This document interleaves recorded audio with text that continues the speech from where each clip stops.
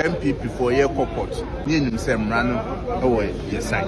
Esi se ade na asemi court na MPP for difa. Emu mu megina ho nkasa. Ghana man say President John Mahama. It is telling us say baby a Ghana gina ni ready gina ye pa. Abushia mamu akwaba ebiem emra dwumadie so after say Supreme Court every ruling babon tin echemu se tinton time Kpandai Election enya maso no abushia enkomo bebre ene frache eba quick one NPP amanyokuo no afi NDC amanyokuo no wo mu din komo na information bi leaky information be ya ebewram na afi no ya din komo eno achi His Excellency John Mahama ene na ban lawyer etuti tamakulo edin komo edi afa aban no ho ne His Excellency John Mahama oba beye ena afi adwuma ogusu a oye watoja edi amane MPP for no baransa na no commander Justin Kodua ekasai na yankoni yakotie Justin Kodua nsemu a odi tuja after say Supreme Court a ruling ya in favor of MPP na ensem na chino abusia information bi de chinto de ye ne kan kotie wemra ne koba inyina beto aso Anna ye sebi MPP for your court. Nim sem rano away your side.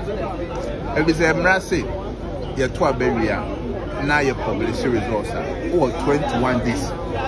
Say one TRC with the backward. 10 days for within 21 days. So man found 32 days now they are some corporate. And then MPP raise the issue. Say there be a quiet this for fashion and just an emranity. At the end, I had the name say judges no, the Mrapa there was no way omit me adane asem ye kwa de dey unanimous decision one was presiding judge a dissent here, so we are also waiting to see his reasoning for dissent, because we know it was a very straightforward matter, and we are happy, at least we are happy say and it's not to the benefit of MPP alone, it's to the benefit of the country. At least we are protecting and safeguarding our democracy. Okay, Commander. Yeah, director. Finally. Yeah. As ruling no about mountain. Okay. Now Supreme Court no dey about tuja. Okay. Say Kpandai constituency. Yeah. Rerun election bia maso ewo. MPP for no din komo. NDC for no so din komo. Quick one. Be 1 minute per fire room. Na mfe no iye nin komo ankasa. Well, director, mama no was in the first place. Now, ni nyina ne say encheye. E na Tamale High Court e ruling ye say Kpandai election no yankwa rerun eno achi ena MPP fo ante wo mo ase ena o me de asem no kopie mu Supreme Court say Supreme Court eni asem no foforo na omomo Tamale High Court ruling no entungu finally Supreme Court etena asem no so no judges 5 wo metena dwom no emu 4 ejitum say ampade MPP ka no abawom nti asem no ye montungu na mu ba ko pe no no de o say o Tamale High Court de no ojitum enyina nti na de 4-1 in favor of MPP o masem o me de koye say ye montungu no ene ya boto agua rerun bia nkoso Kpandai constituency. Okay. Now, my question bebre ebisa MPP for no. Okay. My question is, and then at this time of day, Justin Kodua ni adia or judicial service number so. Supreme Court no or mabaso. According in their favor. And I dey mention because see you know, NDC and the wa ban mu. Okay. And na do dan Kufuado pen so. The eni mo krom ha ne say judicial service no. Na niam nkoyi. And until Justice Bafuboni, I Chief Justice, not Ghana for any agent. And this time, MPP at Tamasam Nicopium Supreme Court, and the Diama MPP opposition party. And this time, the woman Yaji did a co-year this time. Director Winim, who said Justin Kodua and Ankasa Kasim so more corner. No one said judges need the Mrano a Jumadia, and Ene or believe Mrani Yaguma. Zasam no can say judges need the Mrani Yaguma. Not just that there are instances here, not judges when be enfam running Yaguma. From on one point of view, and in Koma Odi. Or many because Emrano, I shall say Yaguma. Okay. Emrani Yaguma, would be bim. Eti, wait, just His Excellency John Mahama mamuwe no wa obeka senye bia na obua because we say no na ai womu to me bia say omuli in favor of NDC. And so this time no omo decide say omo de mra no e adwuma. Of course. It is say ade te na assembly court assembly Supreme Court na MPP for differ and mo megina hon enkasa Director, when you say, yeah, me know because there are instances here. You bet him there to two a bedi dance say and an another buy mono. Not judgment and your fair. Director, a same Supreme Court and open. Yeah. Year quarter 2024 bano. And NDC for say book na ya de quarter bano. Problem can see a book in him. Yeah. Enti electoral commission edi na wo twetwene bibia wo ye bia no ye nya into ho na ye hwe ne solve problem wie ansa na se bia beto so twere di na ye kwakotwere omode asem no ekopiem e wo Supreme Court no Supreme Court amfi wo mo so electoral commission kwoto aso omuwie na ndi sika kire om se book no problem wom ye nya forensic audit ansa na akoto aba no electoral commission Supreme Court no kwoto na ase no date omo share mfa nkoka book no ho asem no na ye date ye beto aba na wie enti book na ndi se for say enye no Supreme Court ne say munko na munko to aba no wie mfa book fon no enkoto aba no mutu wie a na maba me aka asem ti asem yo enti enne judges no mo Supreme Court no na omo say wo same opportunities o mbaka kire mpi before say munko na electoral commission ko na munko to aba no wie mutu wie a mumra da ye ni asem no ko mo betima ye ne sa but they decided say on my electoral commission ejai na ye di asem no ye di asem ni hwe a na se e wo se to no fofra fa de ni akoto ye nto no fofra we cancel it obi an say sika resources enko waste enti we ye evidence a e kire say reset agenda no ba bia a sha se kese e ye judicial service no me kemi bia say on enka se MPP na tie konwa so na MPP for ye declare say ye nya rerunner Odie, me ase ka me kasa on have go too far. And me to point na. Because sa se mo na wa ban mu pa en ka run election kebe course of course. Kebe course. But John Mahama mamuo no. Yeah. Equality before the law. Semni nyina. Kebe cho what you say. Semni nyina no. Brother obi an so ncha mra no. Ye de mra na si ho se upewu famra ne ye adwuma. Enti enei asem yi ba ye MPP fo ni age. There was another city NDC kwatwe humanson Kofodia High Court and also court no catch am say NDC ni case time also am file no am file the term say the Supreme Court ni Kenya ba ko am kan say abanwiemu ankoso am kan say NDC di for but am say efiti da omu declare NPP ni Matunyindam winner no na NDC for say in the next 21 days omu di asem ne kokot say udi bem ana uni bem na 21 days no so na wan fa asem an kokot after 21 days udi bem kra asem ne ni maw that is the issue enti this time no a judicial service no I tokono every so na MPP for no MPP for no ye de se tokono no justice bafu money na etia konwa mu a why ni lawyers a why ni judges a wo ma ko di sa asem we no and justice bafu money ye mo na baso o deserve credit and yes MPP I automatically in favor of MPP emra no mo dia ye adwuma asem ni enti me dia ne se ne yakodi asem na MPP for no e bose dia o kina bi yakodi asem na MPP for na lusu a so now mo anti me concern say a lot of cases and da ho ya kakran ni nyina so ye beti enti enei se mujitum se mra ne ye adwuma o kina wasem kopie mo court na the same mra ne ye adwuma na judges ne ka kire o say asem we wudi fo enti ye twa so a emegina bontin ko kase President Mahama ne justice bafo boni e na akoshe judge fo na chi so omunya wo sa na ka o metuma tena kroma mo enti se ye nei mo pe bill ama obi na ye grant ni bill the bail condition no so a e ma mo mfa nkoshe judge ne se NDC ne manipulate judges so wudi wudi bim MPP should understand this na ye nko ye nim because ye nya be hu se emra ne ye adwuma obi ahobeto no NPP omo problem baako se ade no koma wo mu a omo se ade ni mo dekeke but anko ma wo mu a omo se oma hyase esu na omo ye dede enti se okina bi ye de chama untumi akwa kogina court na mra na buabo chama untumi a mesem mamu ma yehu MPP ni bi obaba be gina bontia ye dede mo the brother anya sa ye ba crash no the brother and there is another issue MPP for to ma ba ni wi a enche ba pop up unse Parliament MPs ni bi atrekrata come speaker say on ma kwan na around 2006 over bi na Dr. Mahmoud Wamio Bank of Ghana no e ka bi kwoto Bank of Ghana omo ntiase nti yenhwehwem ama speaker so ama go ahead ya omo ye ho adwuma na se me no kasei Dr. Mahmoud Bawumia, he is in danger. He's in danger. One share prosecute Dr. Mahmoud Bawumia. Na enya sa issue nim kwa there are other issues I can ho e involve Dr. Mahmoud Bawumia. Enti masem nyina ne say MPP to o maba wie na bia Dr. Mahmoud Bawumia flag bearer na ade achi na yede ne kokoto a emi obi megina bonti me kan kire ye say NDC for that because or ye flag bearer. They should understand, say, Emra no Emra.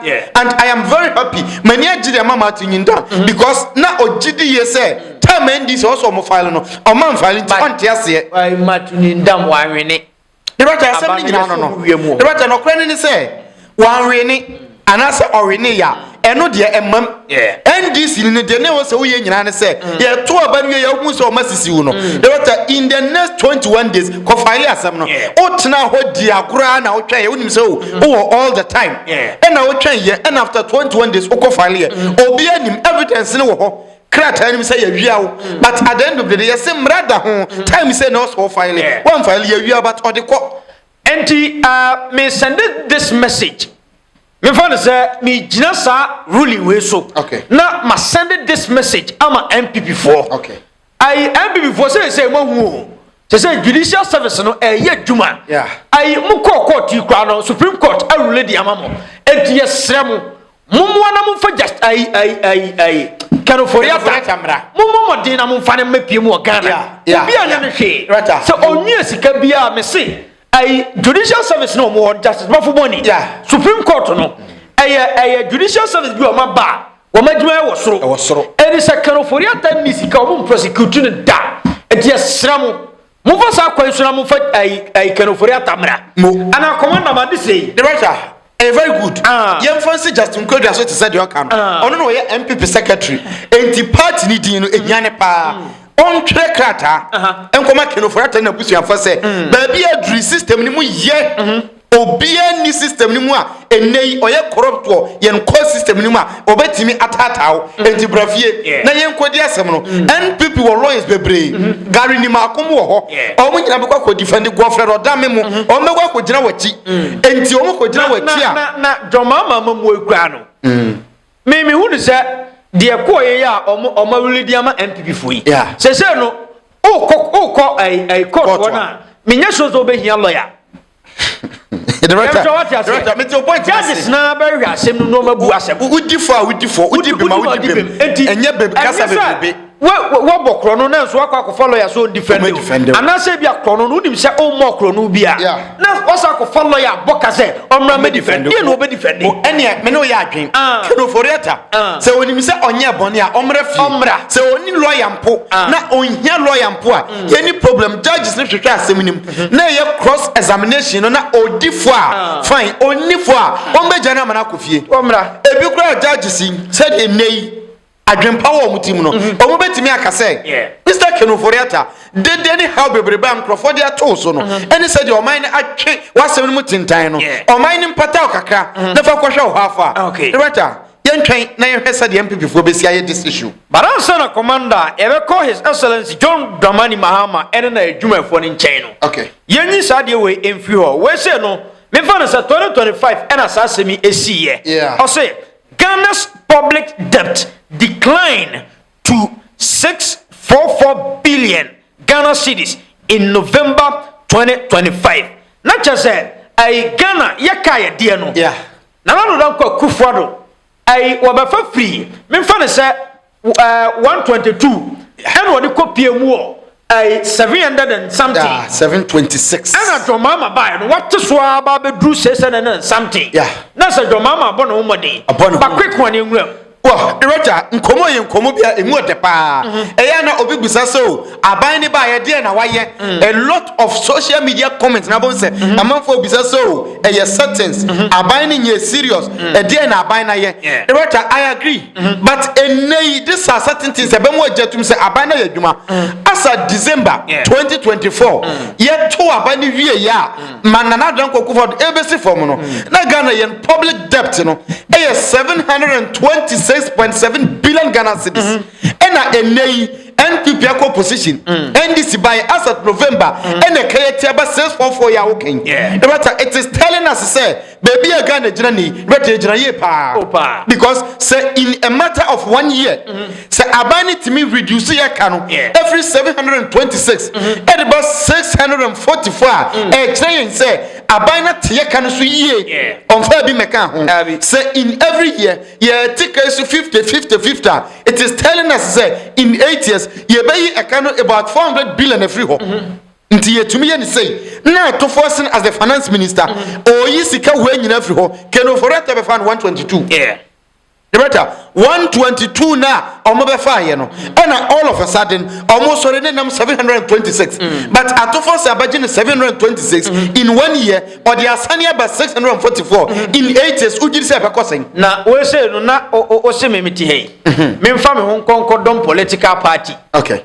na de na MPP okay so na so me betna ha me nka bi ma MPP okay because reka MPP for ibeboto ho ena John Mahama aba ena wo se eka no ono de eka no o me fa ne se o tuatua e de amaye enti me meto a e wo se me kasa me bo John Mahama aba so okay because ade na na do dan kwakufu ado antimi anya no ena John Mahama bai oye enti me tia no se me bo aban na aba so a ade ti na wo so bi kasa me ye propaganda right asem ni nyina no dem cho what ya say asem ni nyina no because adia me twa no okay say wo mo makotena brochi na bia wa be sidan wa be sidan e wo Ghana na wo de ama obusuafo say wo mo fa dan ne ma han afa wo fra brochi bae no wo fa se a wo de adwuma nhye ne nsei ai e kan kwa ne wo fie yi ho afa no e kan brante ya boato no ogigi ska no asen di e na afa wo ma wo fa se ba ko say dabi wenu nko na wo fa se ba ko no nya dai emra me hwe fie no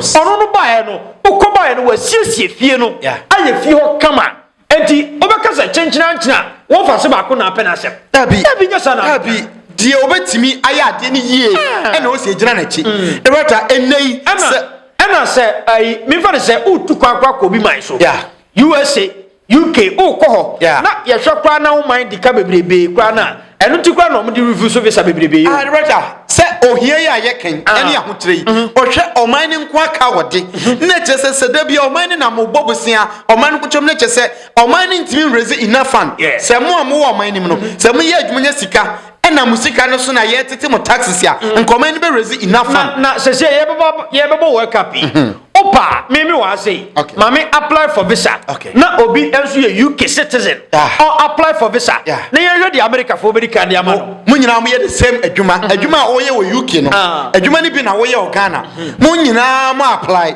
ye hwe se why no mbedi nkama na visa the rota etoda bi a ye ntini ma bi se aban bia ni ho a obeda sorry na wa chiche sika odi sika be gugu puna no but the point is that aban a oba oye very disciplined oba ye adwuma ni ama ho ato eno ni aban ayepe the right enei as it stands baby a niam ekoi say NDC bet was say yeah but I am telling you say it will take miracle and e be Ghana for buafu NDC agi se nkonya magic bi na ye ni mo kina semu the right entina make us say ekose yeah because onu a onkobo obusia bebrebe amai ye kasote eniema bo e ba fom the right or do contract or ma contractors sika people are happy and for feeling okay in the economy and they do it above from because me hu obi video wa owo port o si ofri kumase na okoyi ne niema the same niema na okra no anytime no na ka kitu obi na otua 1 billion old Ghana cedis this time okoye no sika na wotua no e around 600 to 700 million and jo be ka tire ne say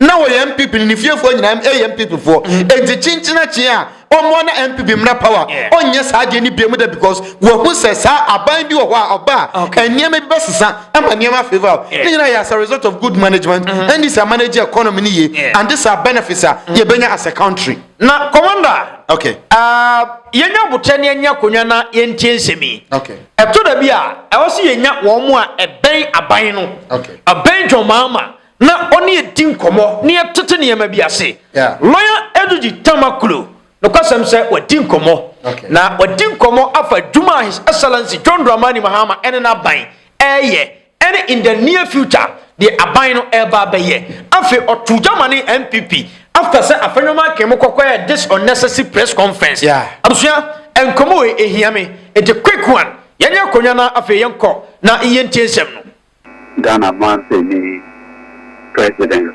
John Mahama ono na aye ono ena waye na adienti abrakwa me American say asida a eni kabia bedema Manpeni President John Dramani Mahama enen say bakwa me sebi mano dasina so say jumai Mamanyoku NDC any Ghana fanai na nkrofo bebre ewo ho a omo qualification any keka ho sabe ebro medie but Manpeni John Dramani Mahama ehwe Ghana nyina o say abranchi beso koyese jumai emame Kwame anokra ye enonyamche na debia consolation America na nise ohwe Bible mokra na yese embra was a prophet Samuel na or the house of Jesse ana I do the house of Jesse omubisa se sebio wan kra na yade ABCD edebemano weba ohwe opapa ono awa wona mano kra na ohwe na ebiana David enka hu because ono kra de na owo some deep forest bi kra na ohwe emwaso but at the end of the day when you do it Wonama Femudie or say David. But who ma Femudie or say David. Inti Meditum Manpeni John Dramani Mahama, which Misha Ghana no so a branching at least member the opportunity na LED church and institution and mommy. Kwame asida eni kabia ena bedebe mano na debia di American ni se metina bi otu se macho book na book no 100 pages kai say with the 99 edebe ma President John Dramani Mahama Wow. na with the one no the ama ebia subject na measure also because meet me enwie masida the man na make where you no black family look me board chairman honorable Alaji Hudiaya our family say never break up. It has been such a wonderful way, and then my board members. Obinsu Bia, Sebio, Media Society, Kabia de Bemano, I am a sector minister,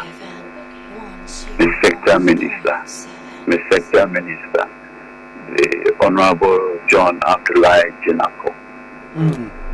Welcome, Markham Miami directors many of a year ejuma ewo hono evia anajo ensio to denyo mejina moso yenyewe we provided a great anchor at the money any ejuma efo omuwo authority hono Nyomo aye juma Oma Buame ede ya bedu sa empempen suwe maka we nyina ebi no one will say ejuma bi anso no they are key stakeholders akwan ba say key stakeholders and krofua onyomo interacting every day One, the Chamber of Oil Marketing Companies.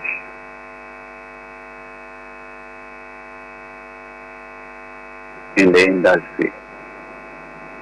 Within 1 year, the name of my chairman, Gabriel Kumi, of my CEO, Robertson, Doctor. The Chamber of Bulk Oil Distributors, Seaboard Council, almost Chief Executive Officer, Dr. Patrick Ofori, of my board chairman, Yakudi Asapo. Any members, many board members, Frank Kwame, and so women say, Ejuma ye, Petro, Ebeko Bibiano, a tanker driver in the Beko, Yenesa, Jomo so Omo Union for a minimum this past 1 year. Omo conscience. My from Madame Brani and Nancy and Casa. No demonstration, no way beyond. Inti Asibia Ba, Mato Mensa from Mr. David, when media Sabio in Naya Nancy, near Khan, a Babua. Hey, say, Professor Kwame, John, wow offer. Na watesi ababo se memfa ninchia ema wo pa na ono bebia ya ne bia no me friend Busumuno na mama nkenka ya wase Kwame, good morning to you. I trust you are doing well. Kindly give my regards to the most learned Digital Makru. Congratulations to him. Now, Mamenka Sasson, we answer, we will see. We say in the year 2009, as young people in a local PA law faculty, University of Ghana, and then we friend the law school. Into local PA orientation, into one of the subjects, immovable property. So when a lecture be by, or say within the lawyer Kwame John. Na the come across and say, "Kana or the buyer no." Huh? Ka papa bi pa na or the buyer. Lawyer kono. O kasa no na osu. Ono kwa de ofi Donko Kro Afran place. We talk as and say, "Hey, so we be part we feel Nazareth Abadia." And this young man from Nkwanta in the Oti region at the proper we be few then Abba. You see, no name say no kind of story no. A great motivation at the man you been, particularly knowing where we are coming from. When they come Nkwanta Secondary School. Hey. Yes. Mama got me for wintrim. What's that? My brother, lawyer Kwame, and me honorable. Okay. Now, Oba Makola, where we know Oba Makola, no, was it? The lecture about Kubisan say, "Oh, dear, lawyer, no, maybe be annual. Then you school the Oba there and walk. Because that's night, yes, a bio books be a yes, a be a be papa now be a lawyer now or the amount. No means now or motivate and quietly without him even knowing. And next service, we share with here. Mechina can say one of the lecturers in those early days or motivating and and then Yankupon Aduma may do something swing a Professor Kwame John. Now, landlord also or saying, papa. And there was something about Professor Kwame John. The emphasis they are now or they throw some of the cases also. In the Oba, who can be also what is the authority for this proposition? In the Oka and the other Empobia, or yes, it will be among us as students. It will be an affair, Madam Ase, and one of the things I was saying, humility. So, demonstrating humility and could be VPR. And I know certain way of 10 law students, 10 of them will give the same testimony. Oh, wow. 10 of them will give the same testimony without exception. And Sabio will treat you with high level of humility. And something I'm saying, if you know, it will be Madam Ase, I'm okay.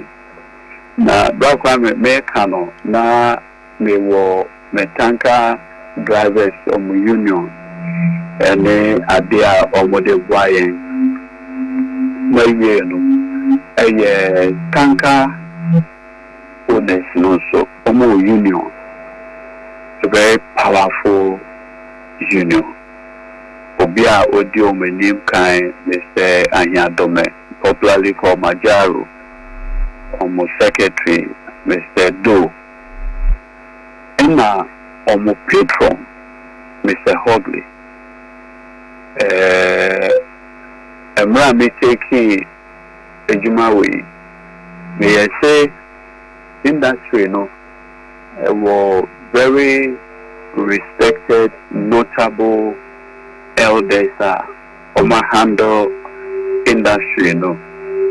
Over this year, will be to say Mr. Kudeto allied. Me come who will be a call Selmo and not Mr. Mom. So, as a young man, I may take you over this job, no. I want cooperation and we'll work together to elevate the industry.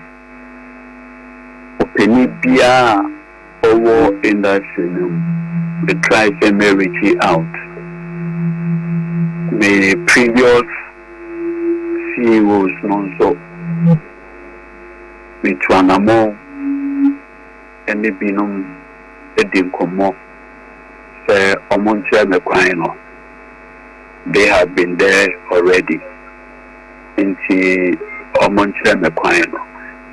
Brakwame and so far winning last year says with Wanamo called President Ajekunku for Honor. We show the National Petroleum Authority Act.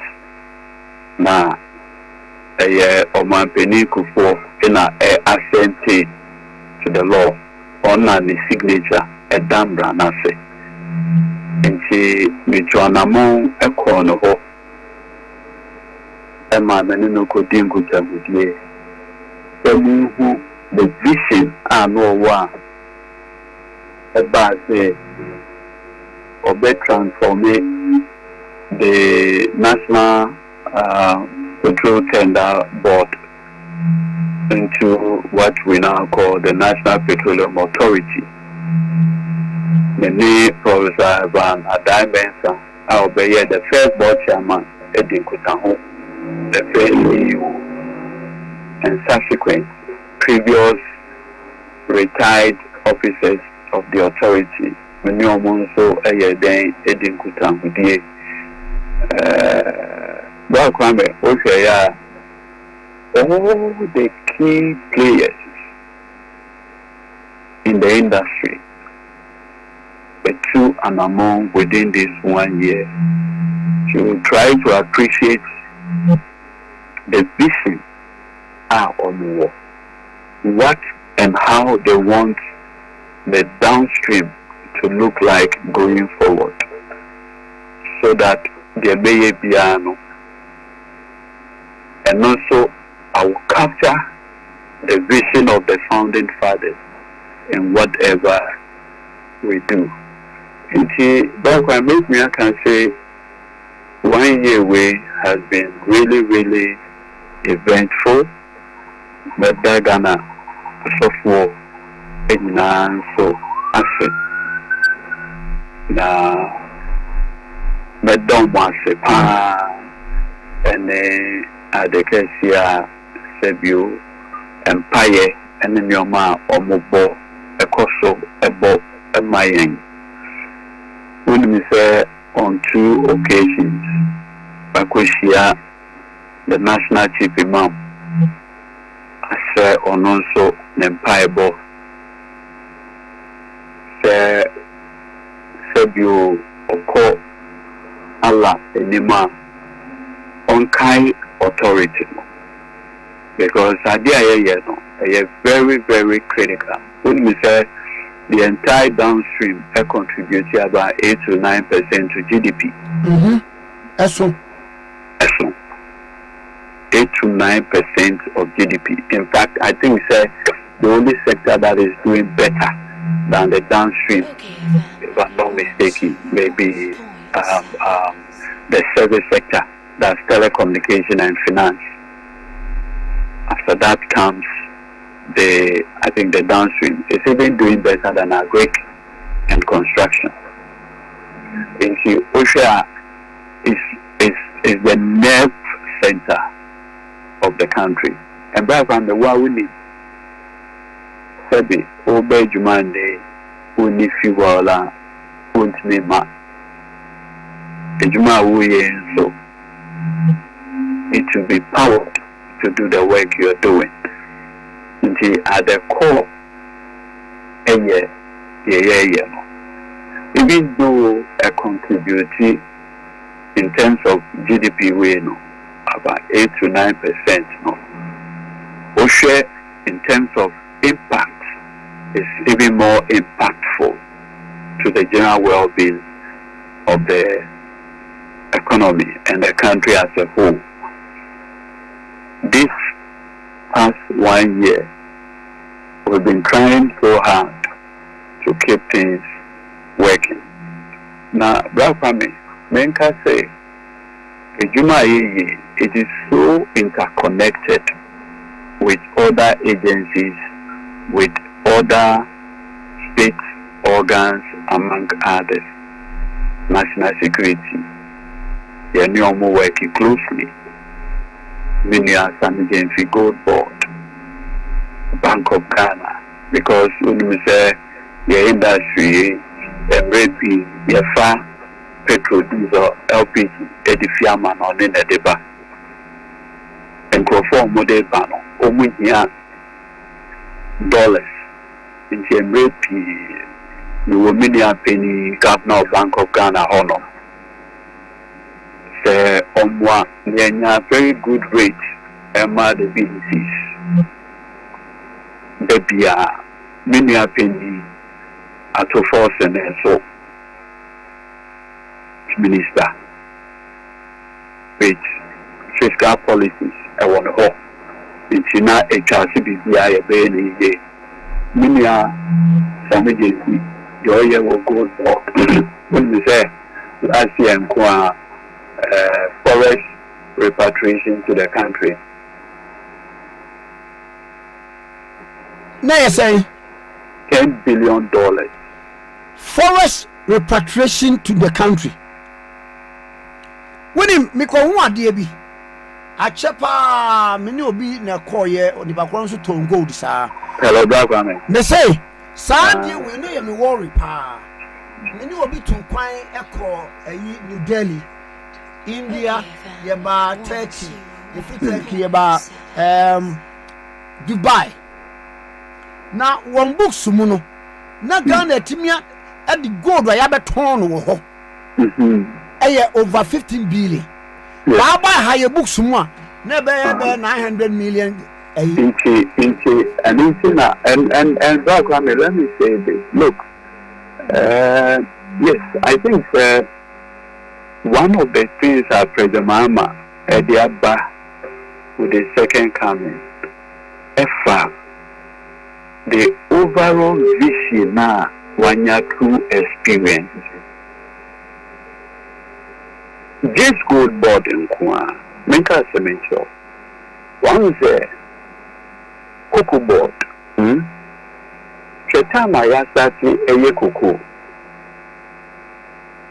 Inti PNDC abeso no the cocoa board. PNDC lona SSA cocoa board. And a proscribe say obedient mean ton cocoa except through cocoa board. Inti amphibia through cocoa board it may syndicate close to $2 billion near their big system. And then they provided the necessary reasons to show up the strength of the Ghana city. But I'm not here minority. One more press conference. So the back. Inti Oshaya Adia Ede Don Diego de Azambuja Ede Ba Yokusa Eye Gold. And Intina and Kubi to say Fabio Elimina from the Portuguese word Elmina, the mine. And you now show say as a people you true Sika for many years, over 300 years of mining and beyond. Bakwame, na ubia your pay. He has to take the vision of President John Mahama to say, going forward.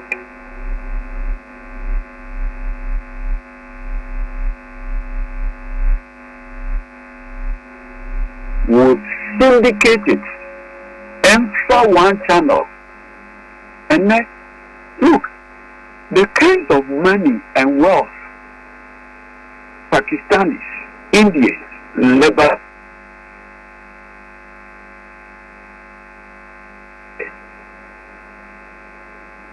through the establishment of gold board and Kwan. Like this $10 billion come by way of foreign repatriation. Now can you now cool? And I almost say what to go to Abokan. You know, Fabio Minia Penny was finding a penny marking. The Penasempa and on one can on one can say idea me Penasempa. But sometimes the politics may be our year. Many know energy, and I do so respectfully, and he knows it. Make I am on in the minority and work it out. My friend, Mr. Senior, what is this? Well, on my side, I said, Senior, I disagree with you. You should have stayed. Because through the instrumentality of gold board, it has brought stability to our foreign exchange. Sabi.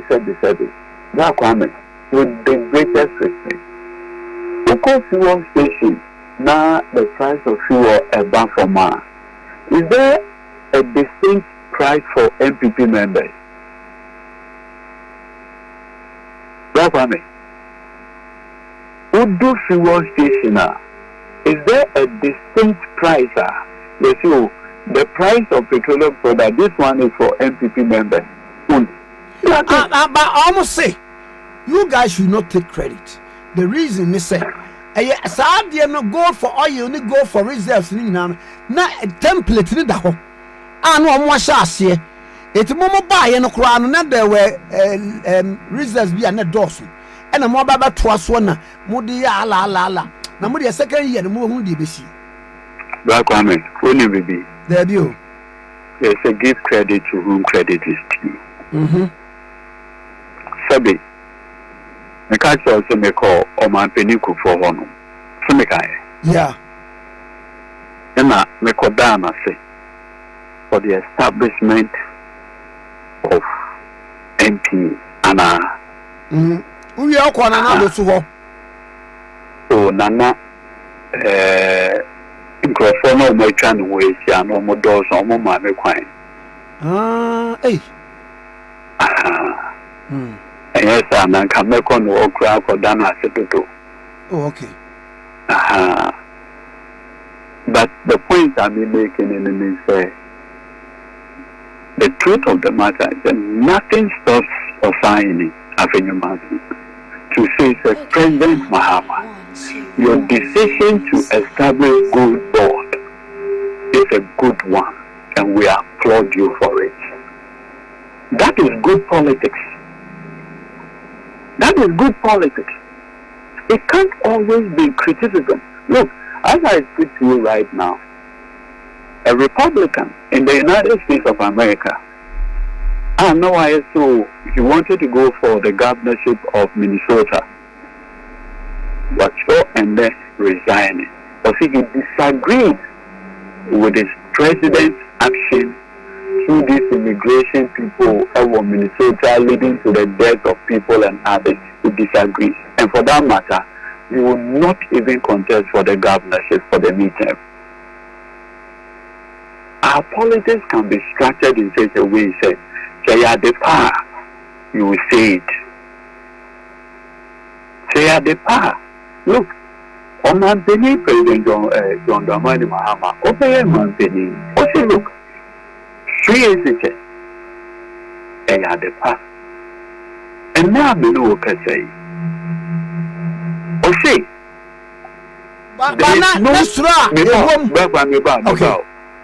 There is no dedicated funding for free SHS. Including the wire. Or say, may amend the Get Fund Act. Number creating a dedicated funding for free SHS. That is how you develop a country. Continuity, progress, consistency. That is how you build a country. America said you are a crab. It is a consistency in rolling out policies. I heard President Mahama make the point. Or say, projects have been predecessor as I am better placed in completing them this year. 10 of Agenda 111 projects are to be completed. Consistency, continuity. In fact, look at the 1992 Constitution now, the directive principles of state policy. And when we say, a bandia bar, there will no yano over to us. In fact, the Supreme Court can say, even the directive principles of state policy are justiciable principles. It means they will be quite micro courts to seek declarative, release to the effect there as all maintaining and twa the predecessor as a Sebi maintaining John Mahama taking over. The predecessor Nanado Dankwe Kufado since one project now say and then look at how that project looks like. Nanado so best started motorway expansion project. And then when the President Mahama Bay, why I'm unable to 35% or twice. Confidence will be obey me project no. And you will be a word to my before. I expected that my learner senior after your market a bit me can say, oh yes, this one we concede that President Mahama, your decision to establish the good board has become a game changer. Let me tell you something, Brother Kwame. When you say me first degree in economics. Oh, okay. Yes, okay. Me first degree in economics. Make me say one of the biggest problems we've ever faced, and that is why Dr. Mahmoud Bamia can say, when in doubt, observe the exchange rate. Brother Kwame, your problem now evolving around the exchange rate too. So we are buying now. which make a concern actual exchange rate no so. Now, keep it stable. It resolves many of our problems. It's President Mahama with a team of the economists, Atofos, Governor, Esiama, and all the people you can think of. Say, let's get the basics right first. Inflation, exchange rates, interest rates. And then we know what I say. Wɔn se munyɛ bibi enwanwa bia magical deɛ mo ayɛ ne sɛ sika no a ɛyɛ dollar no ɛna mo tugum to cushion the economy. You see, let me tell you, like I told you, I'm a student of economics. Omampeni Nana do Dankwa Kufuado Beye Mampeni. No far, Dr. Mahama Bamian was saying, Nasi deny a hata so kinds of famous speech. Yes, Sidinaya hata. Na our economists be your friend of Dr. Mahama Bamian. Na or the no Bama na Bebuama, Sidina na ye hata no. Obeshi Bukena. And it's within the first 4 months, we no more call Franklin template in Honor. Ecoji that $2.25 billion. So it was to show up the reserves and to give strength to the Ghana city. And we are borrowing. The next year, 2018, almost for Eurobond market. By 6 years in office, Rakwame, not the government of Nanado Dankwa Kufuado, within the economic management team led by Dr. Mahama Bamian, almost $11 billion in Eurobond. $11 billion in Eurobond.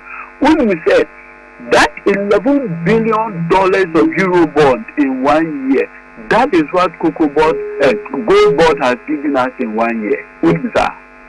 Wow. Yes. And we have not borrowed. That $11 billion of Eurobond is not public debt. Adanika. And you have to so.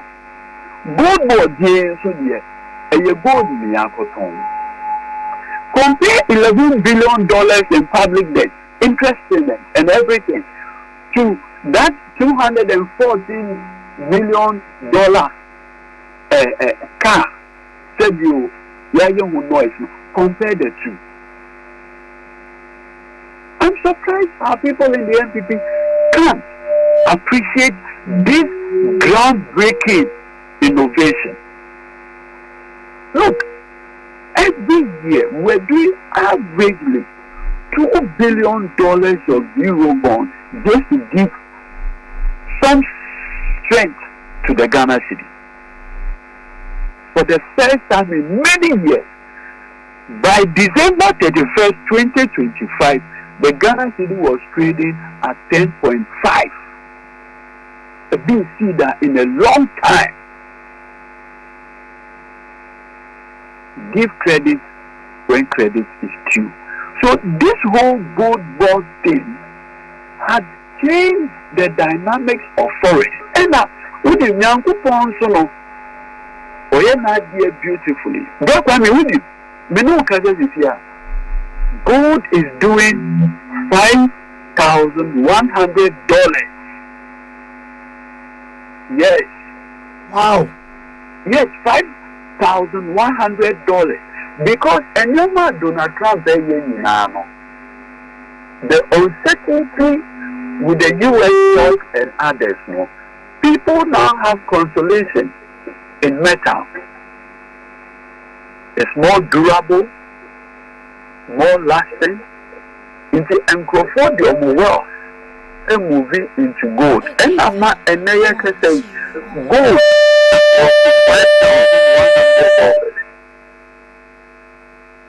Beautiful. And so the establishment of gold board came at the right time to benefit from all this. This is something that was lost on our brothers in the NPP. sometimes I have a feeling that this is not what they wish for. But hey, what can you do? What can you do? It has happened. It has brought relief to Ghanaians. And I think that they should join in applauding President Mahama for such innovation. The excellent work Aminu Sami Jenfi will go board honor. Look, as young people, what should you panu cry obey no me said the Emra Naminia Samuel Wuku na over national lottery. Minya ya Kofi Japan no youth employment. And many of the young appointees are not those days they were doing so well. So they not mean call master. Because I was happy with what they were doing. I mean, Kai say I've ever publicly criticized Samuel Wuku. I mean, Kai or Kofi Japan are not those young people who were doing so well. And an answer more with that opportunity. And then say Sami at the past will go border. Nothing precludes you from saying, this one is good to happen. We wish we had done it. The NPP had 8 years to do this. And we are then, who did the normal cast on the okay. Yeah. Document been a buy and will be cry. No, and yet document no. Offshore idea, you know. Yes. They were looking at securitizing the royalties from gold. That was their mind. President Mahama Baye also on no delay. And then we make it the cocoa board channel for gold. Osha. Cocoa board in a Togana for cocoa na. Into a young cocoa outside the cocoa board structure, it amounts to smuggling and it's illegal. The same thing, if you are seen selling gold outside the gold board structure, that's smuggling. That is how you consolidate for national, growth and development. It's which Black Kwame, when we say me no cases is here. President Mahama buying for 1 year and picking any loan or euro bond so far. Yes, I know. Yes. Why so? When we say for every other year from 2017, the Akufo-Addo administration were going for no less than 2 billion euro bond every year. In fact, in 2022, no one could get another euro bond. The only thing that stopped them was the fact that Black Kwame, the international rating agencies had downgraded Ghana to junk status. And so when Ghana was downgraded to the junk status, we lost our sovereign rating. And in Tina, even in 2022, 2023, 2024, each year euro bond. And yes, sir, like for the entire 8 years, every year they will be going for euro bond. Why were they going for the euro bond? To show up the Ghana city. To show up the Ghana city. President Mahama, 1 year, no euro bond, and the economy is doing so well. And the younger Amitie, my senior brother, Osahini, having your market, Osahini, where they are men.